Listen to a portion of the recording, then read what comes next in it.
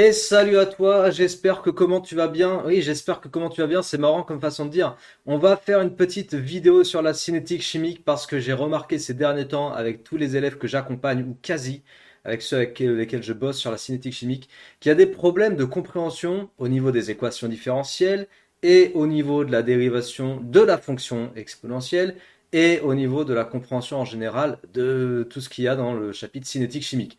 Donc, il y a déjà beaucoup de vidéos sur la chaîne, mais je vais faire ce petit exercice qui est pas mal et qui permet de vérifier si tu as compris la loi de vitesse d'ordre 1. Donc, si tu veux vérifier si tu as vraiment bien compris, tu mets la vidéo sur pause, tu fais cette petite question rapidement comme ça en 2-2. Normalement, si tu as bien compris, ça te prend 5 minutes. Et puis après, tu corriges avec ma vidéo pour voir si tu as tout compris. Let's go. Une réaction chimique met en jeu le réactif A. Un suivi cinétique permet d'établir que la concentration de A, donc c'est bien un réactif A, et la concentration de A à chaque instant s'exprime par C0 exponentielle moins kT. Déjà rien que ça, faut comprendre la notation. Je m'arrête 2 secondes, hein, je fais des petites explications au fur et à mesure parce que, comme je te dis, cette vidéo, elle est là aussi pour mettre un petit peu les choses à plat, réexpliquer des fondamentaux que tous les élèves ne comprennent pas. A de t, c'est une notation. C'est comme si je te disais f de t. Ok, c'est une fonction. C'est une fonction mathématique. Qui désigne quoi dans le contexte de la cinétique chimique? Ça désigne l'évolution de la concentration de A au cours du temps. En général, quand A est un réactif, tu vas avoir une évolution de la concentration de A qui va ressembler à ça. En général. Et là, en l'occurrence, ce sera clairement le cas parce que on est dans une loi de vitesse d'ordre 1. Donc tu as A qui est représenté en fonction du temps. C'est ça la cinétique chimique. On cherche à regarder l'évolution de la constitution du système chimique, donc l'évolution des quantités de réactifs, des quantités de produits au cours du temps. Et là, en l'occurrence, on regarde l'évolution de la concentration de ce réactif au cours du temps. Et c'est une fonction mathématique. On peut le modéliser, on peut modéliser cette concentration par une fonction mathématique dont la notation sera ça. Tu peux aussi noter comme ceci. Alors, je te fais pas un récap global sur tout le chapitre cinétique, bien sûr. Je te redonne quelques outils pour les notations. D'ailleurs, petite parenthèse, tant que j'y pense, tu as, et je vais te mettre le visuel pour te montrer, ce sera encore plus parlant, une playlist complète sur ma chaîne avec plein de vidéos de cinétique. Et il y a vraiment tout ce qu'il faut si tu veux comprendre la cinétique, déjà pour comprendre les fondamentaux. Cette vidéo synthèse, cette vidéo explicative, elle va venir dans la même playlist, cinétique chimique, terminale spécifique chimie. Je te conseille vraiment fortement de travailler avec les playlists. Et puis tant qu'on y est, on va prendre aussi l'objet de cette vidéo pour te dire, j'ai besoin que tu envoies de la force parce qu'en ce moment, je suis en train justement de reprendre toutes les playlists pour refaire toutes les miniatures parce que le contenu de la chaîne, honnêtement, c'est pas pour se vanter, mais il est vraiment très bien. Je vois les vidéos que j'ai fait depuis 3 ans, c'est des pures vidéos en maths, en physique chimie, c'est des vrais exercices, c'est des vraies explications de cours, c'est des vraies choses qui t'aident à aller chercher des vraies bonnes notes dans tes contrôles, au moment du bac aussi, etc. Mais le truc, c'est que j'ai fait plein de vidéos, mais avec des miniatures pourries, donc je suis en train de reprendre toutes les miniatures, et comme ça me prend énormément de temps, faut que tu envoies de la grosse force, déjà en t'abonnant, si t'es toujours pas abonné, vraiment je t'invite à le faire, tu as un bouton ici, quelque part par là. Il suffit que tu cliques, ça te prend 2 secondes. Peut-être tu vas rester abonné juste le temps de ton année scolaire, mais déjà ça permettra d'envoyer de la visibilité et ça fera bien plaisir. Donc merci d'avance à toi de prendre 2 secondes pour t'abonner, c'est vraiment ultra important. Et puis partager, diffuser le contenu de cette chaîne tout autour de toi. Il y a vraiment des choses. Honnêtement, comme je te dis, je suis en train de reprendre toutes les miniatures en ce moment. Donc je revois toutes les vidéos que j'ai fait en maths, en physique chimie, première, terminale. Il y a vraiment plein de vidéos de ouf en fait. En vérité, j'ai posté plein de vidéos de ouf qui permettent vraiment de progresser. Donc c'est un contenu incroyable. Si tu veux aller chercher des bonnes notes, c'est incroyable comme contenu. Donc n'hésite pas à aller travailler dans la playlist cinétique chimique pour voir vraiment tout ce qu'il faut voir sur ce thème-là et ce que j'ai mis à disposition sur la chaîne. Voilà, tout ça c'était la parenthèse. Donc je t'ai expliqué, on a pris des détours, on a fait des petits chemins de traverse pour finalement arriver à dire que A de t c'est une fonction qui s'exprime par C0 exponentielle moins kt. Donc fonction mathématique de la forme exponentielle u. Donc on peut noter comme ça, on peut aussi noter comme ça.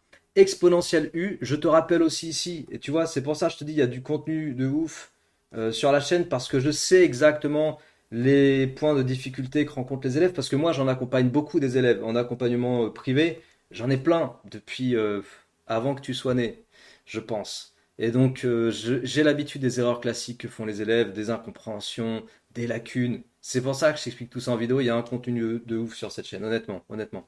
Donc, en gros, par exemple, exponentielle U en dérive qui donne U' de U, il y a plein d'élèves qui bug là-dessus.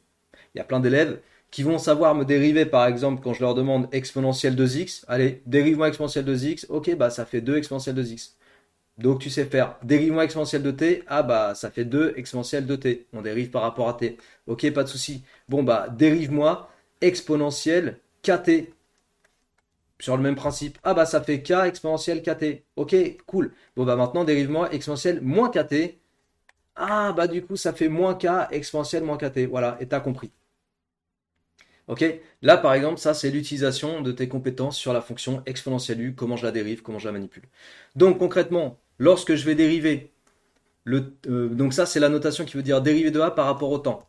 On me demande d'exprimer dérivé de a par rapport au temps. Donc dérivé de a par rapport au temps. Ici, si je bloque, c'est que j'ai des lacunes, comme je viens de t'expliquer sur la dérivée de exponentielle u. Donc je viens de t'expliquer comment ça se passait. Maintenant, si tu as besoin de refaire un check-up complet sur la dérivée d'exponentielle u, tu vas dans mes vidéos playlist terminal spémat fonction exponentielle ou première spémat fonction exponentielle et tu vas retrouver des exercices de spémat avec des dérivées d'exponentielle u. Et il faut que tu les fasses. Comme ça, après, tu es à l'aise avec ça. Si tu es à l'aise, on y va. Dériver de a par rapport au temps. Donc là, c'est la notation qui signifie ça. Je vais dériver littéralement cette fonction. C0, c'est un facteur constant. Comme c'est un facteur, je le garde dans ma dérivée. La dérivée d'exponentielle moins kt, c'est moins k exponentielle moins k fois t. Ça, c'est ma dérivée que je peux réécrire si j'ai envie. Moins k fois c0 exponentielle moins kt. Tu vas voir pourquoi c'est intéressant de l'écrire avec cet ordre-là des facteurs.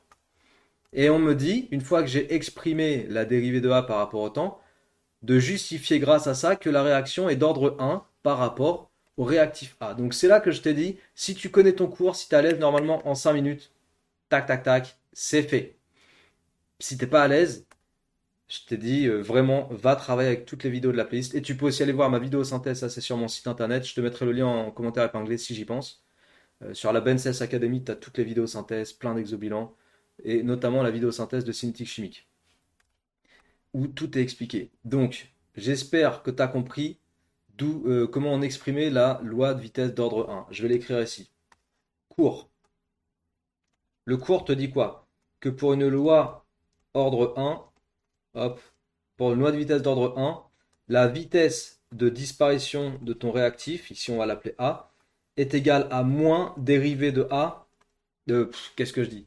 La vitesse de disparition du réactif est proportionnelle à la concentration du réactif.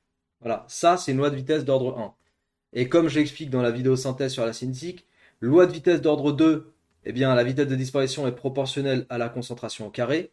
Loi de vitesse d'ordre 3, la vitesse de disparition est proportionnelle à la concentration de A puissance 3, etc.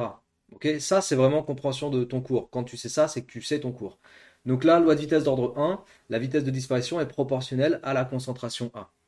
Et il se trouve, que la vitesse de disparition de A, c'est l'opposé de la dérivée de A par rapport au temps. Comme A est un réactif, j'ai le petit moins ici qui intervient.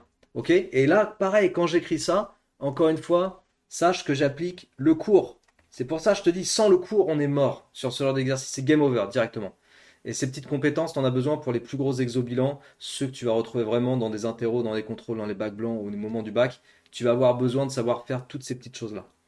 Donc, comme la vitesse de disparition, c'est l'opposé de la dérivée, et comme la dérivée là, je l'ai ici, hop, bah du coup, qu'est-ce que je vais pouvoir faire?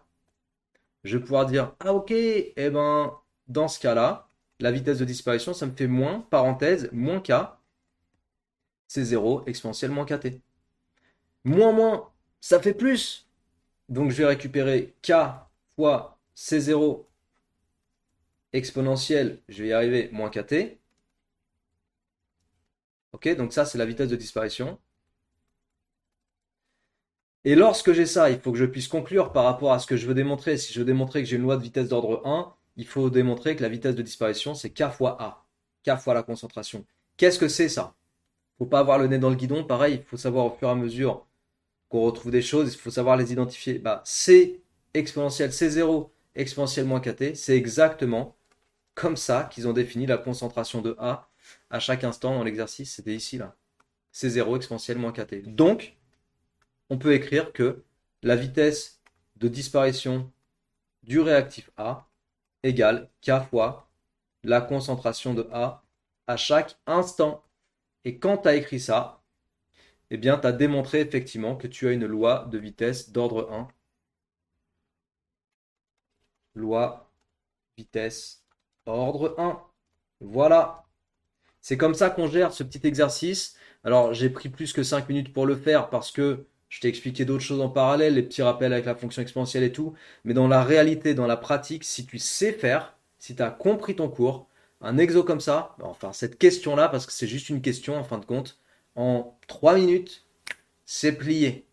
Quand tu sais faire, 3 minutes, c'est le temps qu'il faut. Si tu mets plus que 3 minutes, c'est qu'il y a des lacunes, des difficultés, des choses que tu n'as pas encore compris. Donc dans ce cas-là, fais en sorte de vraiment bien comprendre le cours, soit avec ton bouquin, soit avec le cours du prof, soit avec ma vidéo synthèse sur mon site internet. Après, tu regardes bien les vidéos de la playlist cinétique chimique. Je te l'ai montré, c'est important que tu ailles bosser avec les playlists. En passant, tu t'abonnes, tu m'envoies de la force, un petit commentaire, un like, tu partages la vidéo, ça fait toujours plaisir. Et normalement, au bout de l'histoire, tu devrais comprendre la cinétique chimique et aller taper une pure note au moment du contrôle. Ok? Allez, je te laisse là, j'ai tout dit. D'ici là, d'ici à te revoir dans d'autres vidéos, travaille bien, reste bien discipliné dans le travail, très important. Et puis prends soin de toi et je te dis à très bientôt. Ciao!